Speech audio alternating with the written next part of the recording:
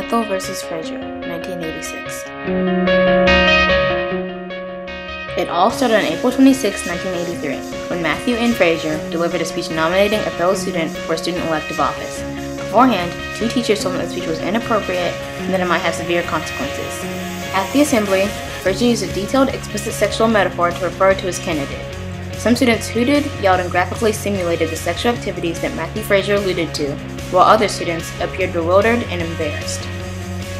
The Bethel School disciplinary rule prohibiting the use of obscene language in the school states, "Conduct which materially and substantially interferes with the educational process is prohibited, including the use of obscene or profane language or gestures."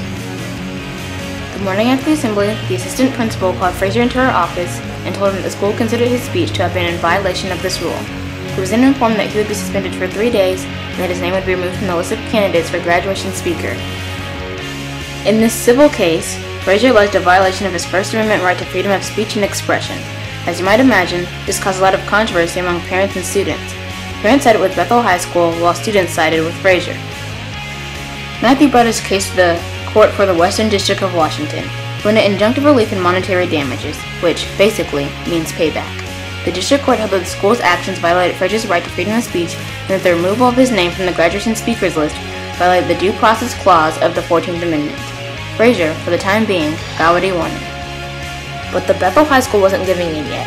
They appealed the case to the Court of Appeals from the Ninth Circuit. They said that Matthew Fraser's speech was the same as the Tinker vs. Des Moines case.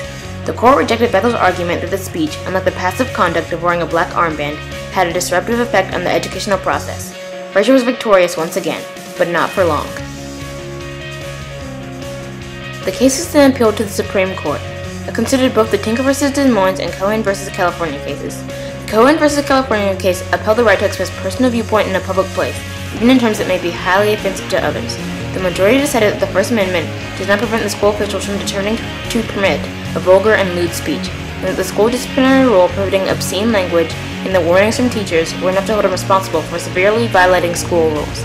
The decision of the Ninth Circuit was reversed and remanded. The justices on the court at the time were Chief Justice Warren Burger, Byron White, William Rehnquist, Lewis Powell Jr., and Sandra Day O'Connor, who made up the majority, Thurgood Marshall and John Stevens, who dissented, and Harry Blackmun and William Brennan, who concurred. The ruling in Fraser can be seen as a limitation on the First Amendment, in cases like Tinker vs. Des Moines and Cohen vs. California, prohibiting certain styles of expression that are sexually vulgar. This is a good example of judicial restraint.